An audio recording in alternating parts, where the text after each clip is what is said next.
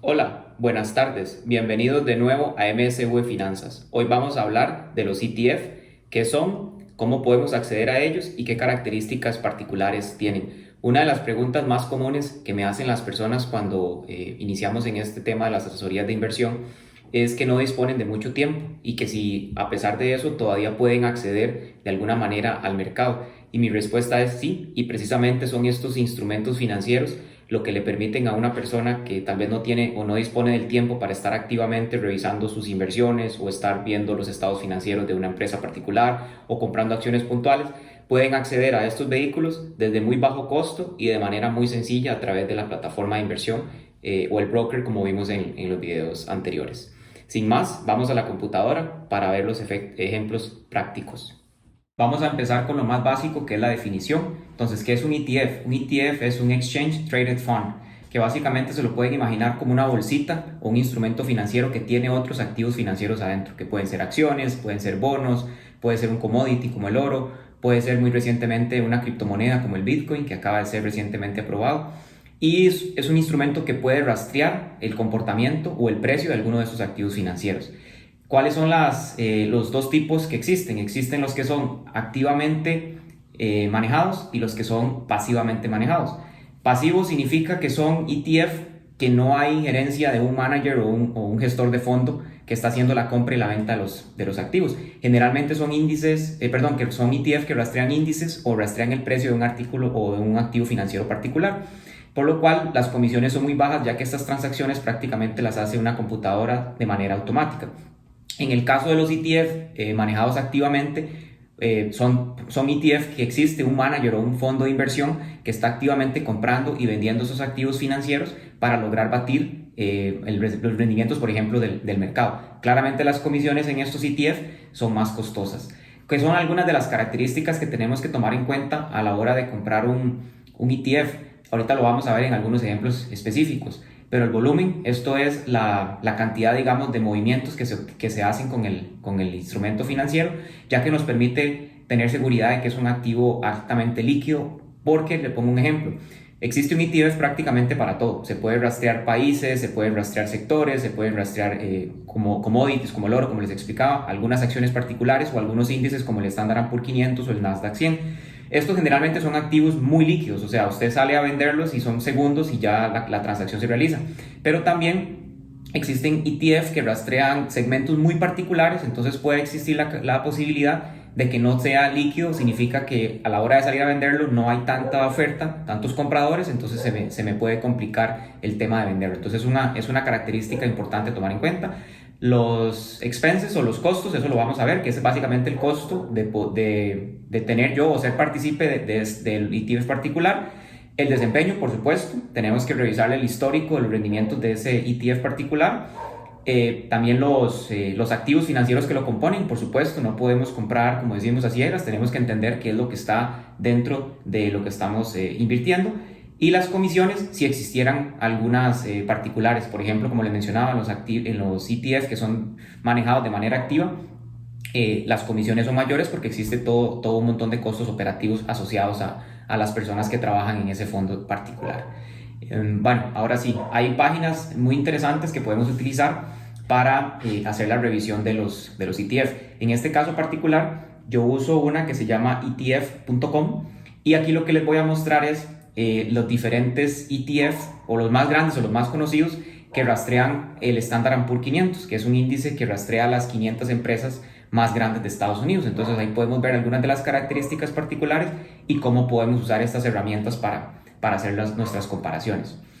Entonces, uno de los más conocidos, que es el ETF del BOO, aquí podemos ver en esta primera característica, ya aquí tenemos mucha de la información que vamos a necesitar a la hora de comparar ETF. Para mí lo primordial, en número uno, siempre va a ser el emisor. El emisor es la empresa que emite este ETF. En este caso es Vanguard, que es una de las más grandes. Ahorita vamos a ver que, por ejemplo, el SPY lo emite State Street Capital, que es otra de las empresas más grandes. El IBV lo emite BlackRock, que también es otra de las empresas grandes. Y hay una versión un poco más económica, si lo ven en el precio, que también es de State Street Capital, que es el SPLG. Entonces todos estos ETF rastrean el mismo índice y como vamos a ver en un momento, prácticamente el rendimiento o el desempeño es muy similar entre ellos. Entonces la pregunta que ustedes se harían, bueno, ¿cómo hago o cuál sería la característica particular que me haría comprar uno o lo otro? Ahí es donde vamos a ir viendo las comparaciones. Como les decía, el emisor en número uno. Segundo, tenemos que ver cuál es el costo de este ETF particular, y esto se mide o lo van a ver ustedes en los expense ratio. Entonces, en este caso, este ETF particular de Vanguard tiene un expense ratio de 0,03%. Esto es anual. Entonces, para darles un ejemplo, si ustedes tuvieran $10,000 invertidos en este ETF, el costo serían $3 anuales, o sea, prácticamente nada. Este tema de comisiones yo lo voy a desarrollar en un video posterior para que ustedes también vean la importancia de tomar en cuenta las comisiones y por qué también vale la pena que ustedes aprendan a invertir y no tengan intermediarios de por medio que les cobran comisiones del 1 o 2%, ¿verdad? Otro aspecto importante a tomar en cuenta con los ETF es el volumen o la cantidad de activos que tienen bajo management. En este caso, el VOO tiene casi $400 billones. El SPY, que les decía, es el ETF más antiguo, de hecho es el primero que existe, tiene casi $500 billones bajo este fondo. El IBV también es uno de los más grandes, que tiene casi $420 billones en activos. Y el SPLG, que es uno más pequeño, tiene, bueno, uno dice pequeño, ¿verdad? Pero estamos hablando de $28 billones. ¿Cuál es la ventaja, por ejemplo, que tiene el SPLG con respecto a los otros? El precio. Si ustedes ven, los otros andaban en $450, 492, 495, y este tiene un costo de $57.95 al día de hoy. ¿Por qué es positivo? ¿Por qué ayuda? Porque si ustedes tienen un broker que no les permite la compra fraccionada de acciones, este sería el monto que ustedes pagarían por comprar una acción específica de este fondo, de este ETF. Si ustedes tuvieran un broker que permite la compra fraccionada de acciones, ustedes, por ejemplo, podrían comprar media acción del VOO y pagarían $275, $250. Entonces, esa es la diferencia que tienen estos fondos, digamos, en este caso, en el precio. El otro aspecto a tomar en cuenta, también muy importante, es el rendimiento, por supuesto. Entonces, en estas páginas podemos hacer la revisión de cuáles han sido los rendimientos históricos que han tenido estos fondos, por ejemplo, a un mes, a 3 meses, a un año. Bueno, year to date, eso sería prácticamente pues enero, ¿verdad? Porque estamos iniciando febrero. 5 años anualizado, perdón, y a 10 años también el rendimiento. Como les comenté al inicio, como todos estos fondos rastrean prácticamente el mismo índice o el ETF o el mismo índice financiero, los rendimientos son muy similares entre ellos. Como pueden ver, prácticamente son lo mismo. ¿Qué viene a ser la diferencia entre ellos? Viene a ser básicamente la comisión. Si ustedes ven que uno de ellos renta un poquito más, es porque tiene una comisión menor. Otra cosa importante, ya cuando ustedes definan, por ejemplo, que quieren invertir en algún ETF particular, pueden hacer una comparación. Estas páginas permiten hacer comparaciones entre fondos, donde podemos ir línea por línea viendo los ítems que ya les estuve mencionando. Entonces, por ejemplo, podemos ver quién es el emisor, cuál es el expense ratio, cuántos son los assets under management que tienen, cuál es el volumen diario, que es muy importante, lo que les hablaba de la liquidez, ya que se pueden dar un ejemplo de que estos fondos mueven más de 2 billones, en este caso el VOO y el SPY, más de 31 billones de transacciones por día. Ese es el volumen diario.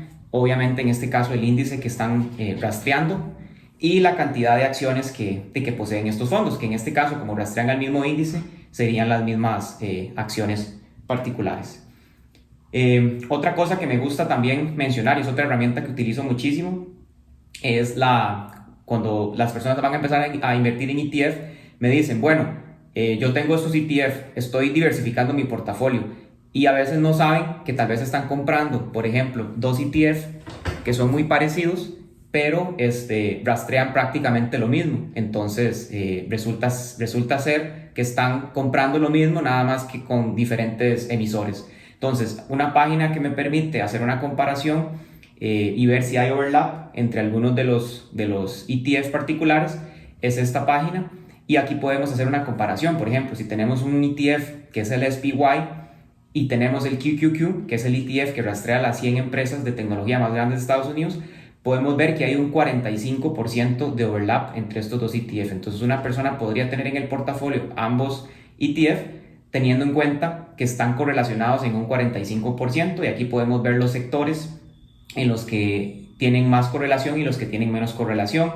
Lo mismo aplicaría para un caso poco más extremo, que esto es uno muy particular, que mucha gente dice, bueno, invierto en el S&P 500 o en el Standard & Poor's 500 como el BOO, o invierto en un ETF que rastree, por ejemplo, todo el mercado de los Estados Unidos, que son más de 4.000 acciones, que es el BTI. Este es un ETF de Vanguard que rastrea todo el mercado.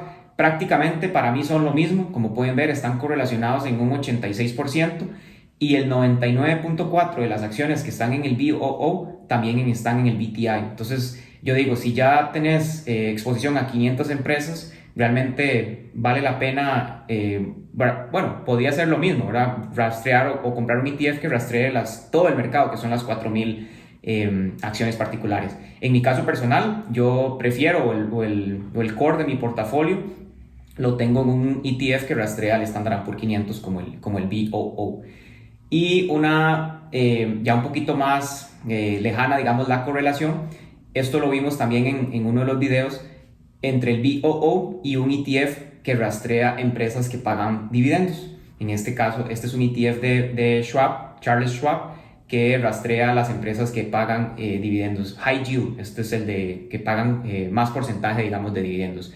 Y como podemos ver acá, aquí tenemos una diversificación total, porque entre estos dos ETF la correlación, la correlación entre ellos es un 11%.